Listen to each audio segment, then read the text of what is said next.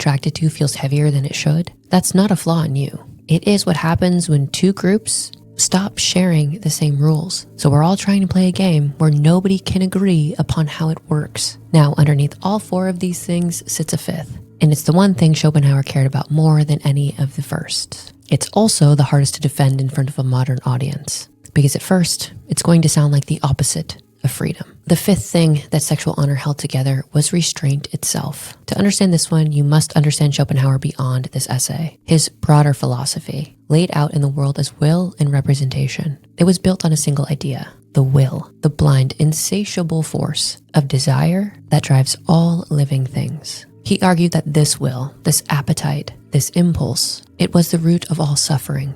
And not because wanting things is wrong, but because the will has no off switch. It always wants more. And if that's left unchecked, it will destroy everything around it. Civilization, in his view, was the set of structures that channeled the will. That said, you can want, but you can't just take. You have desires, but you have to earn the right to act on them. And sexual honor was one of those structures. It took the most powerful human impulse and it placed it inside a framework of rules, consequences, and mutual obligation. Restraint in that context, it wasn't repression. It was architecture. It was what made cooperation between the sexes possible. Now look where we are. 87% of men between the ages of 18 and 35, they view pornography at least once a week. Among women in the same age group, 28.5%. The average boy is exposed to pornography as early as 10 years old, before most boys have ever had a real conversation with a girl about what a relationship even looks like. A simulation of sexual access introduced before any framework for what real connection requires. In 1990, 55% of American adults ages 18 to 64 reported having sex at least once a week. By 2024, that number had fallen to 37%. We live in the most sexually accessible environment in human history. Porn is free. Dating apps are everywhere. Hookup culture is mainstream.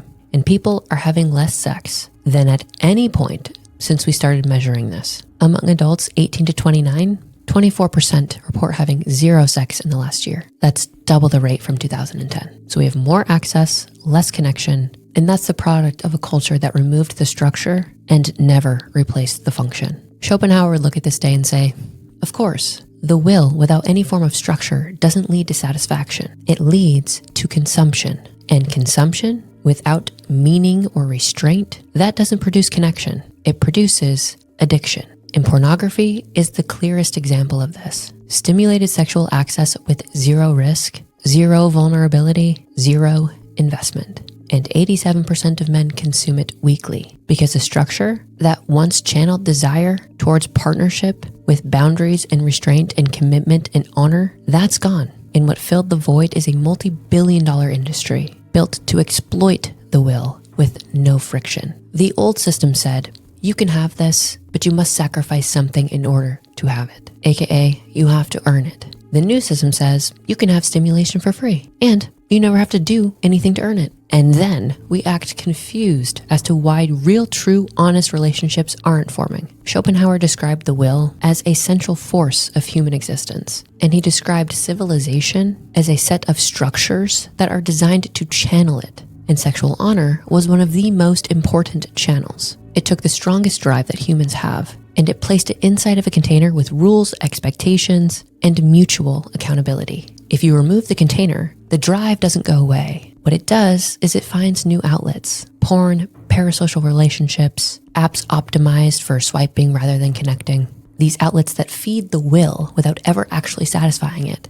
Because the will, as Schopenhauer told us, is insatiable if there's no underlying meaning associated with it. No honor, no boundaries, no rules, no restraint. It will always want more. And unfortunately, it will consume whatever you put in front of it. The old system said, you want this, then you need to become somebody worth committing to. The new system says, here's a simulation, and you never need to become anything in order to have it. And we're measuring the results in real time. And if you find yourself listening to this in the generation that has access to more things than any generation before you, yet still feeling emptier than you expected or were promised to, that's not a personal failing. That's your desire with nothing purposeful to channel it in. The structure was removed, and you're the one who's paying for it. With all 5 laid out side by side, the pattern here is impossible to miss. 5 things this structure was holding up, and 1 question left that the people who are arguing about this every single day refuse to touch. Schopenhauer never predicted Bonnie Blue. He never predicted OnlyFans, or swiping, or sexting, or meaningless relationships. He described a structure. He described what it was holding together, and he described, in precise detail, what would unravel when it came apart. Commitment would become conditional, and the men would stop surrendering when the terms felt unreliable. Children would lose the stability of 2 invested parents. Paternity confidence would erode, and with it, the incentive for lifelong fatherhood. Women would lose collective bargaining power. Individual sexual freedom would come at the cost of group leverage, and the people most harmed by that trade-off would be women themselves. Trust between the sexes would collapse, because without shared rules, the only thing left to take its place is suspicion, and a culture that was previously built on honor, values, and restraint would be replaced by a culture built on entitlement and impulse, desire without structure, access without investment, consumption without connection. Now he wasn't a prophet. He was an engineer reading a blueprint. He looked at the load-bearing walls and told us what they were holding up. The building fell exactly where those walls were. And the part that should bother you most, he told us in 1851 that sexual honor was utilitarian, that it didn't survive because it was moral. It survived because it worked. And we didn't replace it with something better. We didn't build a new system, new rules, and new structures. We didn't replace it with anything to hold together commitment, family, female security, social trust, or restraint. We just removed it, and we told ourselves that removing it was the same thing as progress. The truth is, the data doesn't care what we call it. Now, to be clear, Schopenhauer wasn't a fantastic person. He was difficult, often cruel, pessimistic, cynical, and he held a lot of views about women that people today would find offensive. I'm not here to rehabilitate him. I am here to tell you that his structural analysis was accurate. He described a machine. He described its moving parts, and he described with uncomfortable precision what would break if he tried to take the machine apart. We took it apart, and now we're standing in the wreckage blaming one another for the collapse, instead of asking each other the only question that actually matters: what do we build next? Because something has to.